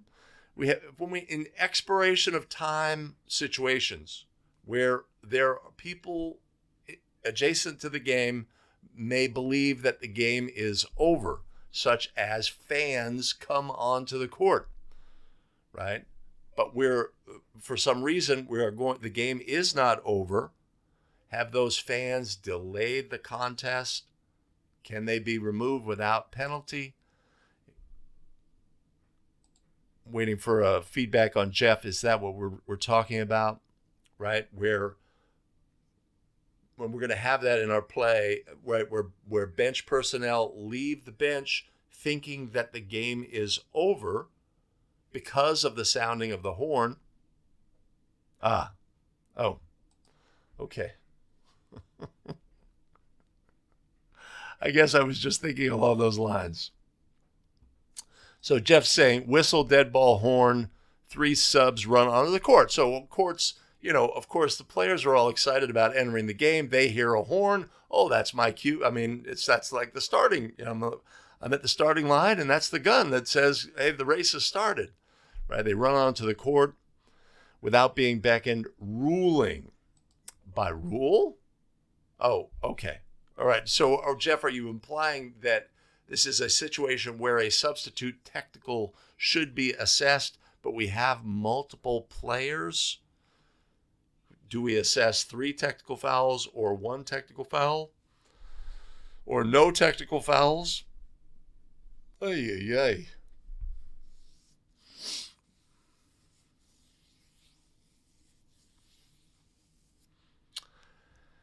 Ay, ay, ay. Does the answer leap to mind? I think I've thought this through in the past.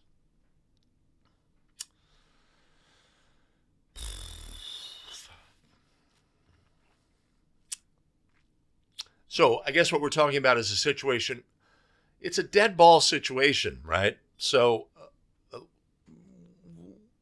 let me change it just a little bit. Let's say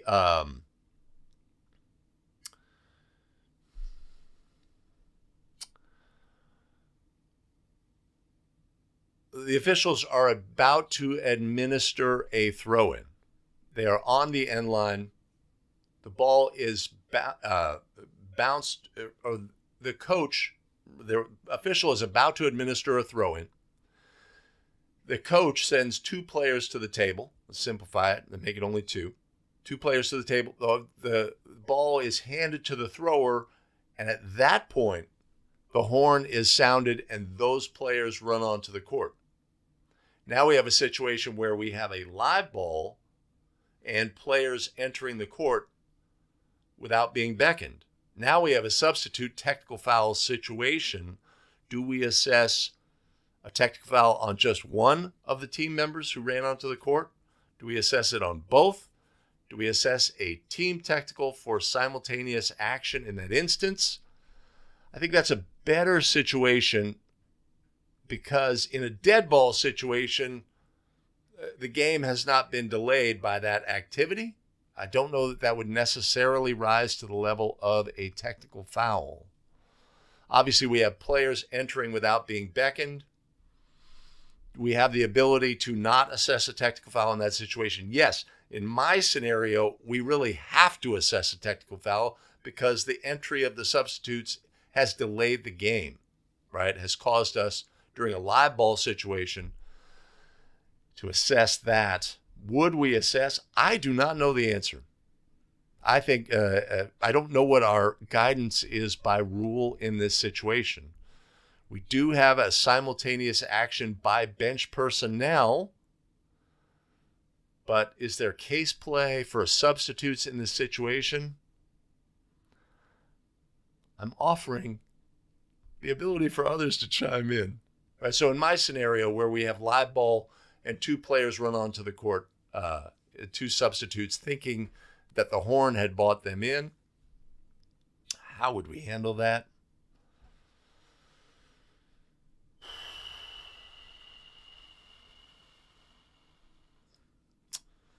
I would be inclined at maximum to assess 1. That would be my inclination.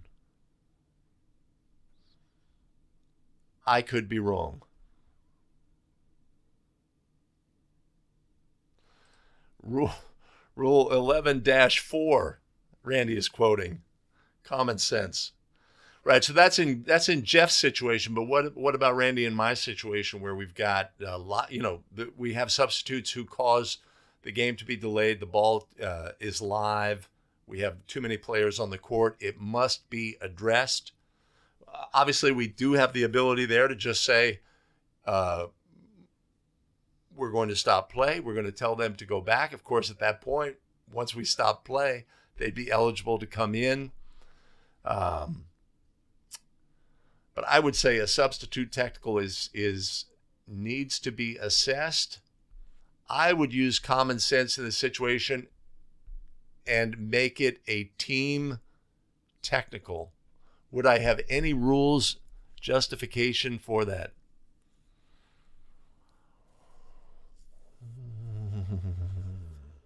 I don't think I would. If we take it to absurdum, right? Let's say it's 5 substitutes. In my scenario, The coach, it's an end of game scenario. The coach wants to bring in his reserves off the bench. They're super excited. They never get to play. We administer the ball for a throw-in. The thrower's there. They release a throw-in pass. It's up in the air. The horn sounds, and all 5 players say, we're finally here. Are we going to assess technical fouls on each of those 5 players, substitutes, in that situation? It doesn't seem like NFHS, any sort of previous scenario by NFHS would say that that would be the expected ruling here.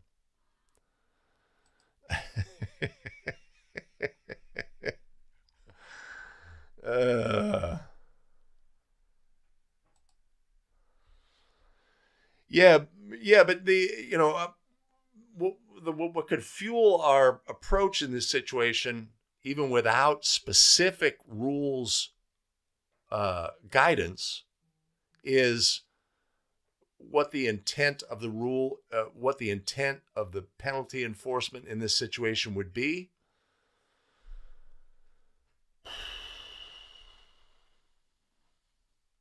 So that all of that is like pushing me towards the administration of a single technical foul in this situation. But you could talk me out of it.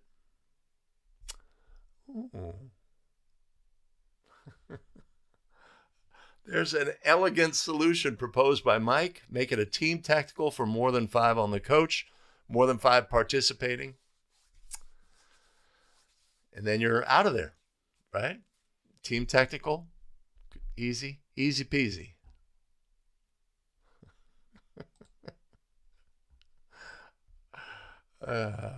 Definitely. 2-3 gives it to us. Okay. All right. Here we are. One more play scenario.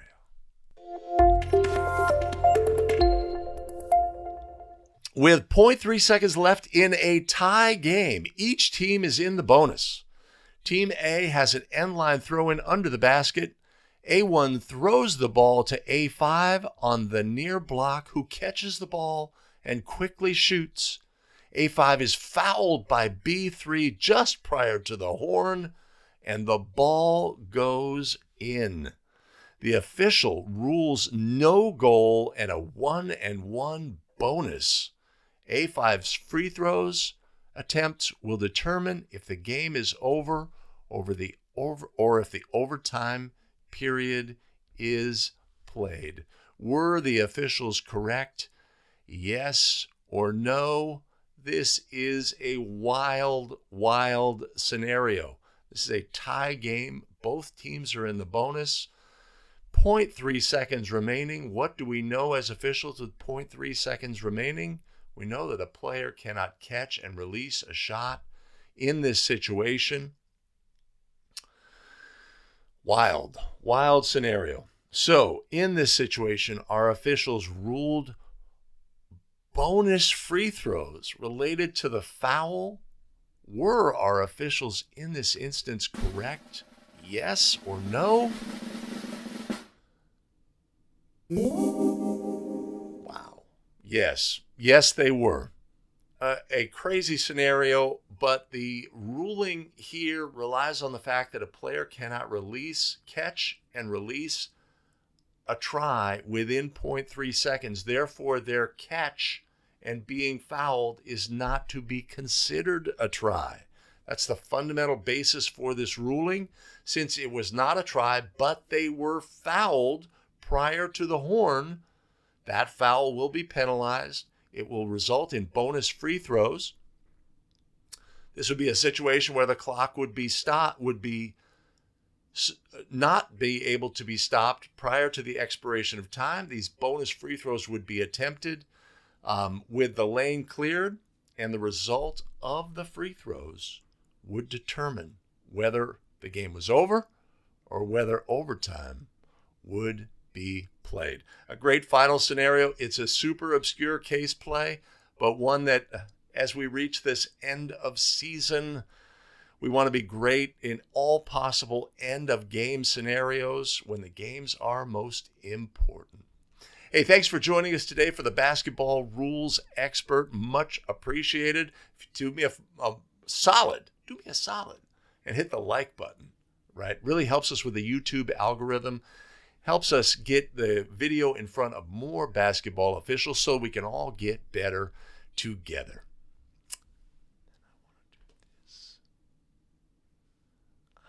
Wait.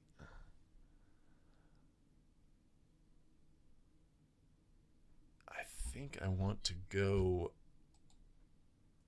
here. Allow me a moment to thank our tremendous show supporters who fuel our broadcast. David Kaiser, Randy Wilson, Jeff Pappas, Chuck Ratliff, and Warren Layton. Much appreciated and much love. You want to support the show? There'll always be a link down below. And yes, just this once, I'll put one up above. Awesome.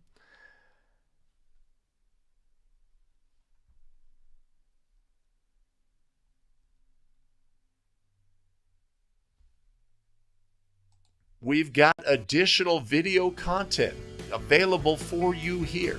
Here's our most recent 5-Play Friday and our most recent Basketball Rules Expert. Make a choice. Choose wisely. We'll see you in the very next video. Take care.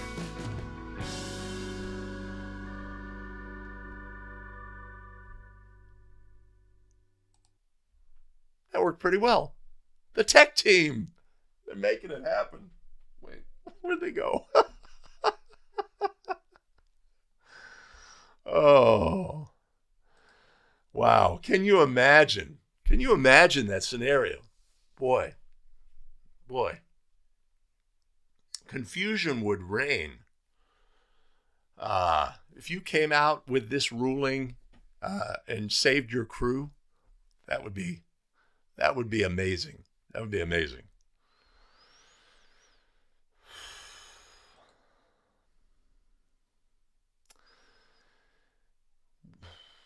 Well, we're laying the groundwork, Chuck, with our pregame instruction with captains, right? Saying, hey, subs have to wait until the horn. But is that really an effective communication to that substitute?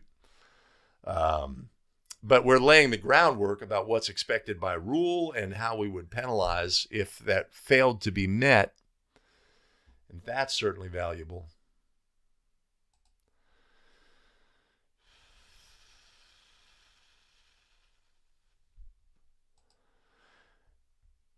If it was a tap situation, Mike, so Mike brings up this is a player who catches the ball and is fouled.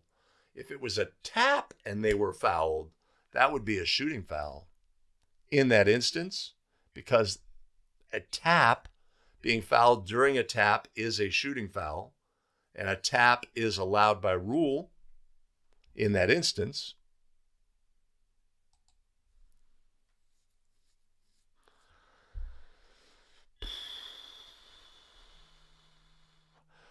Well, what are we discussing, Ted, with point 3? We're discussing certainly point 3. We're discussing, yeah.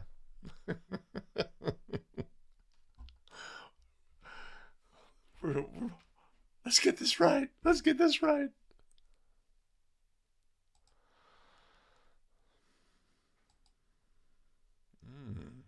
Excellent. Thanks for being here, Greg. Thanks for joining, Isaiah. Good to see you. Eric, much appreciated. All right. Jeff Pappas, show supporter. Thank you. What is that on your avatar? Is that a microphone? Dave, thanks for sharing your scenario.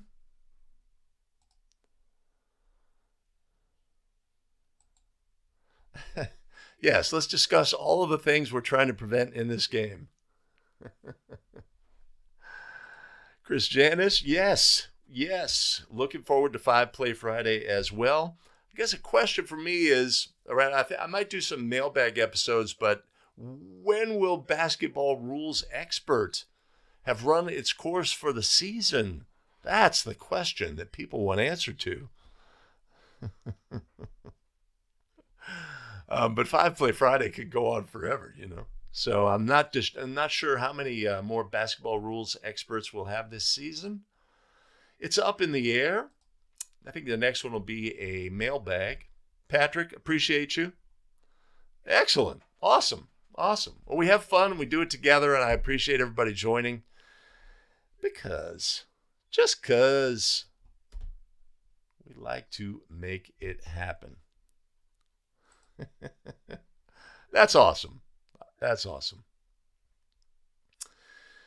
Well, there's a sadness that comes with the end of the season. There's an appreciation for all your body parts that are worn and tired. Say, well, I'm really kind of beat up, so I'm looking forward to the end of the season. But yeah, there's a sadness that comes with it as well. Hopefully, our last games are executed, and we can really feel proud of them. Like my game last night. Told my crew, it's like we did a great job for this game, and that's just what you want. Exiting a game is kept it safe and fair. Obviously, did the right things for the game in each situation. Right where there was question, we had a double whistle, came together, etc. We handled it like this, perfect. We had that spin move travel prior to the block charge play. And then a subsequent spin move travel at the other end. Perfect, right?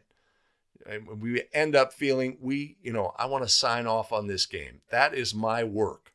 That is my work as an official. That was our work as a crew. That is how we handled this game, and we feel really good about that. Is there a call that I might have missed that travel in the lane early in the first period? Do I want to get that right? Yes, I want to get that right. There's going to be it's not perfection.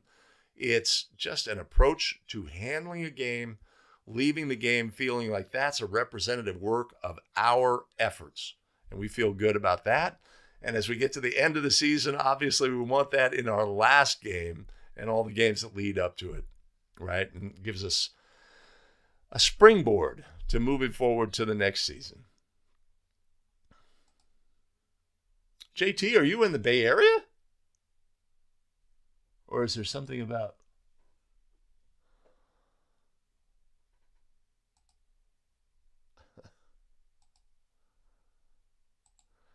Excellent, Patrick. That's awesome.